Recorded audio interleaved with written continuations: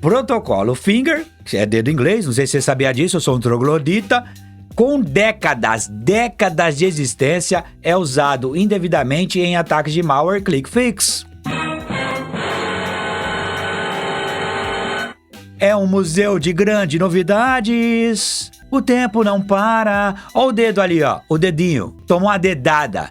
É o que eu falei. Ai, Botini, 0 day, 0 day. Isso aqui é quantos, então? Million day? Thousand day? Sifu day? Fica nessa. Ai, mano. O ser humano não aprende, mano. O comando finger é dedo. Já desse. Usado há décadas. O mal não dorme e ele continua explorando. Vai tomar uma dedada, hein? Está voltando ativa lá ele, com agentes maliciosos utilizando o protocolo para obter comandos remotos e executá-los em dispositivos Windows. Ei, Windows, você não tem um dia de paz, hein, mano? Bom, aí agora você me calou. Chama a Microsoft, chama o bombeiro! Se acontecer alguma coisa comigo, você chama a ambulância? A criatividade, por isso que eu não tenho medo. Ai, a IA, Botini, a IA só é um problema pra quem não tem o I. Deixa vir, o ser humano ele tá sempre dando um jeito. E quando você acha que você tá seguro, você se f... Tem que esperar. Não existe bala de prata, tô falando. Antigamente as pessoas usavam o comando finger para buscar informações sobre usuários locais e remotos em sistemas Unix e Linux através do protocolo Finger, tá vendo? É a interoperabilidade. Tem a interoperabilidade, que é quando sistemas, em teoria, diferentes se comunicam, mas a fuderabilidade é quando eu uso um sistema para explorar outro. Um comando que posteriormente foi adicionado ao Windows, inclusive LS também no PowerShell e tal. No Windows, para você pesquisar o diretório seria o dir, no Linux seria o ls. Você tem o type no Windows para ver, e aí no Linux você tem o cat. Você tem o mkdir, você tem o rmdir, que é para diretório. Lembra o del tree, quando você usava o DOS para apagar pastas? Você tinha o del e o delete, del tree. Então esses comandos vão evoluindo, eles vão passando um de pro outro. E por aí vai. Então o finger, o dedinho do pinguim, estão passando o dedinho na janela lá ele. Tá passando o dedinho sujo de cocô na janela. Aí, além de suja, fica fedida. Embora ainda tenha suporte, seu uso é raro hoje. É raro, mas acontece sempre, não é verdade? É verdade. Se comparado à sua popularidade de décadas atrás, não tem problema. Se tá lá, tá passível de exploração. É o que a gente fala em hardening. Só deixa rodando o que tiver precisando. Ai, mas esse servidor não imprime, então desativa o print spooler. Pra quê? É um servidor! Você vai falar isso pros caras de infra e fala, ai, pra quê? Esses caras de segurança não sabem nada. Mano, não tá usando. SMB, essa versão, desativa. Ah, mas vai ter que mexer no registro, tem que botar. Não, mas aqui tá isolado. Mas e se um dia o cara chegar e lateralmente pegar um sistema que você deixou no DMZ cagado, porque você é cagão. Vocês são cagão. Vocês são preguiçosos, vocês são cabaço. Cedo ou tarde vocês vão abrir uma porta pro caos. E aí lateralmente eles vão explorar essa... É defesa em camadas. Ai, esses cara. Quando executado, o comando finger retorna informações básicas sobre um usuário. Hoje, né, você tem o NetUser. Você quer, principalmente você tá numa empresa, você quer saber a informação do usuário, quer ver se sua senha expira, os grupos que você faz parte. NetUser, nome do usuário, espaço / domain. Tem o NetLocalGroup, NetGroup também é para ver grupos do domínio. Você tem o NetLocalGroup, que é para ver os grupos locais, para ver se você faz parte do administrators, power users ou o usuário comum. Mas você põe NetUser, o nome do seu usuário / domain, você vê quando sua senha vai expirar, se já expirou, qual foi a última troca de senha, os grupos que você faz parte. Inclusive, se você colocar NetUser, seu usuário, espaço, né, / domain, e colocar no Linux você tem o pipe grep, que depois do comando você começa a filtrar. Aí você consegue, por exemplo, do comando procurar quem tem só o grupo Windows. Aí você põe pipe grep win, um exemplo. Olha como é a diferença do Junior pro Profissa. Você quer saber se você quer acessar sua VPN. Você quer saber se você faz parte do grupo de VPN. Aí seu amigo fala, eu tô acessando a VPN e você não. O que você faz? Você dá um NetUser, o nome do usuário dele, / domain, vai vir os grupos e vai estar lá, grupo VPN. Se você fazer o seu não tiver parte, você não tá no grupo. Você já fala pra, ô irmão, não tá funcionando minha VPN. Como assim eu não tô parte no grupo? Põe no grupo. Esse é o sênior. Ele já fala, ó, eu não tô no grupo de VPN, por favor me coloque. O cara já adiantou molado. Agora o outro não tá, o que você fez? Não sei, resolve. Você é o Júnior, vai morrer Júnior. Você tem que fazer o troubleshoot, cara. Do cara tá funcionando, vai ver. Começa, e depois vai fazendo outros testes. Mas você faz assim, você deu o NetUser / domain, seu usuário lá, veio 200 grupos. Você faz o seguinte, NetUser, seu usuário / domain, pipe, que é o comando, né? Aquela barra, ou aquele reta, find str, que é encontre uma string em inglês, né? Find str, menos i, você não precisa colocar o menos i se você colocar sempre, né, letra maiúscula ou minúscula, mas você não sabe às vezes se tá com maiúsculo ou minúsculo, a gente chama isso de caso sensitivo. O menos i é pra dizer ele é insensitivo. Então se eu colocar um g, ele vai procurar o g se for maiúsculo ou minúsculo. Então, net user, seu usuário, /domain, pipe, find str, menos i, VPN. Ele vai lá, rodar esse comando e filtrar na resposta desse comando tudo que tiver VPN. Aí você vai ver, se vir sem nada, você não faz parte do grupo VPN. Isso serve para grupo file server, por exemplo, eu quero acessar a pasta do financeiro, vai ter uma pasta financeiro, e aí vai. Hoje eles usam mais isso, mas antes eles usavam o finger. Lá, hoje você dá um cat /etc/pswd, que é onde ficam os usuários, tá? No Linux. Mas o finger, blip, @blip.test. Ele veio aqui, ó, o login é o blip, o nome dele, o diretório, que é o /home, que é o diretório padrão. No Windows seria o Documents e Settings Users lá, que é o referente. E aí telefone, as coisas que você vai cadastrando na hora, né? Mas se você vai lá também no cat /etc/pswd, você vai ter uma lista lá, né? Ou ls lá, você vai ver ali a lista dos usuários cadastrados na máquina. Tá vendo? /etc/pswd. E diretório pessoal, número e essas coisas, tá ligado? E aí no Windows, né? O que eles têm aproveitado dessa merda? Tem ocorrido campanhas maliciosas que utilizam esse protocolo em ataques que parecem ser do tipo clickfix. O que significa clickfix? Eles obtêm comandos para serem executados em dispositivos. Não é a primeira vez que o comando de digitação é usado indevidamente desta forma, e vão continuar usando tudo que for possível. Em 2020, né, eles já alertaram que estavam usando outro comando, ó, o login, para baixar malware e evitar detecção. Se aproveitam de comandos oficiais do sistema para fazer bosta. Aí aqui abusar do comando do dedo, é porque eu traduzi, tá? Mas é do finger, é que ele traduziu literal, né? Mas não deixa de ser um dedo, né? Eu tava brincando, mas é uma brincadeira gostosa. No mês passado, a equipe de pesquisa em cibersegurança Malware Hunter Team compartilhou um arquivo em lote no VirusTotal com o Blip Computer, que quando eles pegaram a baguncinha, jogaram pro VirusTotal e os caras mandaram pro Blip Computer. Tá aqui o exemplo, ó. Bat.bat é a aposta, não é aposta, né? Que a aposta é com E. Bat também é um arquivo executável, eu falei do exe no começo da live. E o bat também. .bat, .scr, .exe, os caras usam pro mal. Eu gosto de fazer script, né? No bat. Mas você deu um comando .bat aqui, e aqui é o que tá escrito. Você clicou, ele vai executar o que tá aqui. Então ele vai no Windows cmd, que é o prompt de comando. Aqui é o local onde ele fica. /c, ó, ele vai rodar o comando. E ó, tá definindo variáveis aqui. E aí, ó, o comando, ó, finger, teams, configure e tal. E echo é pra você soltar o comando, né? Na tela. E aí, ó, verificar se você tá um humano, pressione Enter. O echo é pra vir aquela mensagem na tela. E aí fica esperando você apertar o Enter. Pra o script seguir, né? Vai ficar aberto. Você consegue colocar um pause no final do script quando você quer ver também. Ele rodando. É porque a gente faz muito isso no trampo para fazer rotina, instalação em lote e tal, rodar GPO, a gente usa script com .bat.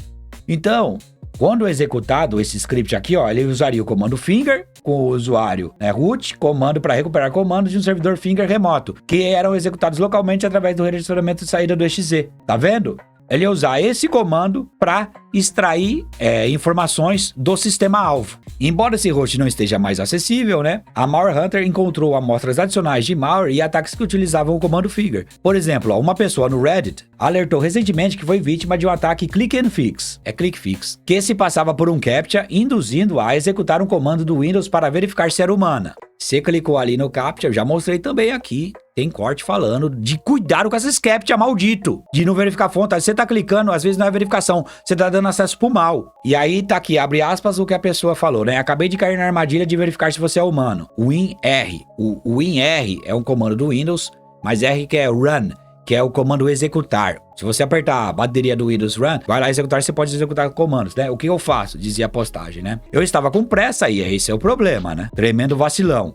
Acabei digitando o seguinte comando no meu prompt, ó. cmd, é aquela história, você clica no bagulho, ele vai rodar lá no run, que é o executar esse comando. cmd, /c start, que é o comando aqui, ó. Finger, de novo também usando finger, ó. Aqui é o usuário, ó. cmd echo, verifique se você é humano, pressione Enter. Embora o host não esteja mais respondendo à solicitação, ele tá mandando esse comando pro command control lá. E aí esse comando estabelece essa seção e tenta explorar o alvo. Esse ataque, ó, explora o protocolo Finger com um método de entrega remota de scripts, executando o Finger e encaminhando sua saída através do processador de comandos do Windows. Isso faz com que os comandos recuperados sejam executados, o que cria um caminho com um nome aleatório, copia o curl.exe, lembra que eu falei do exe aqui, para um nome de arquivo aleatório, usa o executável curl renomeado para baixar um arquivo .zip disfarçado de PDF. Também já falei sobre esse tipo de ameaça aqui, do Cloud Mega, e extrai um pacote malware Python, que também é um script. Olha como a coisa é complexa, e os caras conhecem a infra. Ele usa um comando, em teoria, legítimo, para se comunicar com o servidor. Esse caiu, tá? Os caras descobrem e eles derrubam, mas surgem outros todo dia, cabeça da hidra.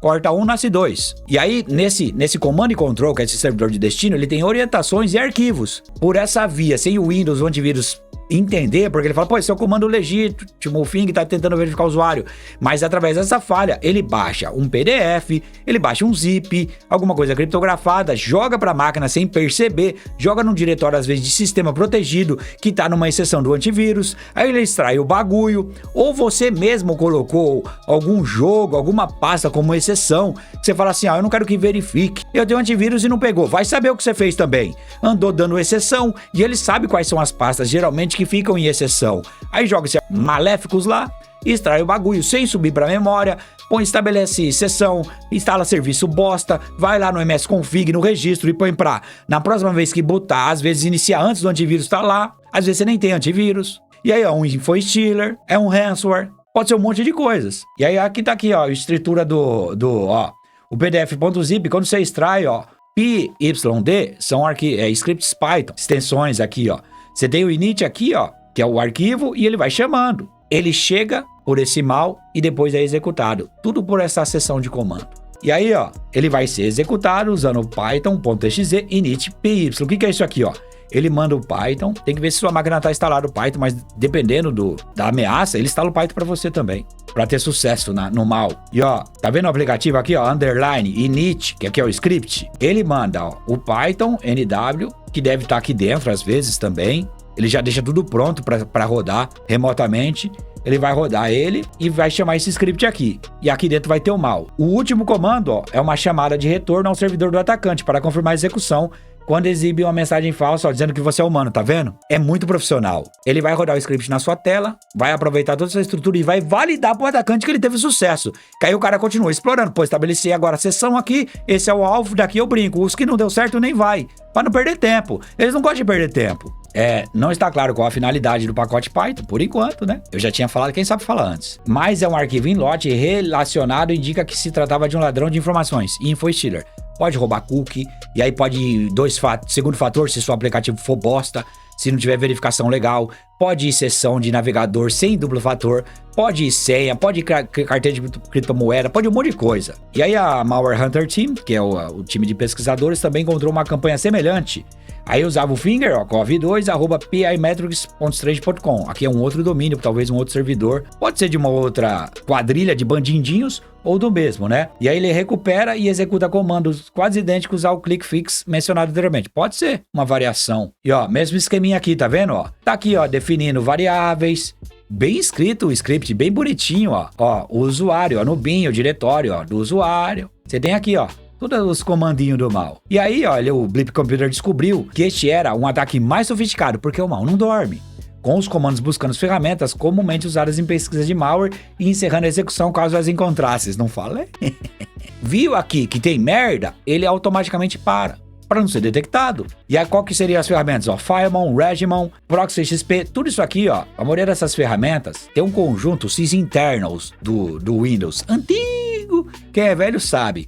Muitas dessas ferramentas fazem parte. E algumas outras também dedicadas para pesquisar maldade. Eles não querem ser pego e eles vão explorar sistemas que são mais passíveis de ter sucesso. Começou a achar esses processos, falou, pô, os caras vão me estudar, vou sair daqui, foge que é cilada Bino. Caso nenhuma ferramenta de malware seja encontrada, os comandos baixarão o arquivo zip disfarçado de PDF e o extrairão. Muitos desses arquivos vêm até com senha, para não passar pelas análises superficiais, e na hora de extrair ele põe a senha correta. No entanto, em vez de extrair um pacote Python malicioso do PDF falso, ó, ele extrairá o pacote RAT. Que é RAT? Já falei várias vezes. Remote Access Trojan, o cavalo de Troia remoto. Net Support Manager. Olha aqui, ó, que bonitinho, ó. Tá tudo aqui, ó. Olha o RAT aqui, ó. Esse é o RAT, no ponto PDF. E os comandos configurarão a tarefa agendada, também falei. para executar uma ordem de acesso remoto quando o usuário fazer login. Quem sabe fala antes. Será que eu sou mal? Não, eu só conheço, eu enfrento isso todos os dias. Não mudou tanto. E outra, o mal é o mesmo há centenas ou milênios. Esse protocolo aqui, o Finger, esse aplicativo e tal, décadas. Esses ataques também são, em teoria, costumeiros. O que mudou em teoria? Tá ficando cada vez mais protegido? Vamos voltar para a prancheta e procurar vulnerabilidades, serviços passíveis de exploração. O problema é quem que vai dar atualização pro Finger, quem que vai, né, suportar, quais são os sistemas que estão usando isso. Muita gente às vezes tem sem precisar, fica instalando tudo que não precisa. E eu tô falando do Finger, pode ser várias outras, pode ser diversos outros vetores. Então, embora o atual abuso do Finger, né, dos dedinhos, chama a Eliana, polegares, polegares, onde estão? Eu não sei, né, onde quiser que você escondeu os polegar, né? Eles te curram e se vão. Hoje, parece ser por um único agente malicioso. Agora essa notícia é pública. E tem muita gente pesquisando, estudando e pensando, opa! Agora eu vi uma oportunidade. Tá no mundo, tá público. Esse é o problema de quando as coisas são divulgadas. Você pode se proteger, mas quase ninguém se protege. Mas quem ataca não dorme e ele tá aqui, ó, sedento por mais. Então, quem tem o Windows Defender, por isso que eles estão falando aqui, ó, a melhor maneira de bloquear o uso do comando Finger é bloquear o tráfego de saída da porta TCP/79, tá vendo? Tem até a porta. Vai lá, o Windows Defender no Firewall, bloqueia essa porta. Vê se dá desativar, tenta mexer no registro, que for tudo possível. Pergunta pra Microsoft, chama o Golimar, desativa essa merda. Então, é a porta que ele usaria, tá? Pra sair pra internet e falar com o mal. Bloqueia TCP e UDP/79. Aplausos. Aplausos. Arrasou, bonito.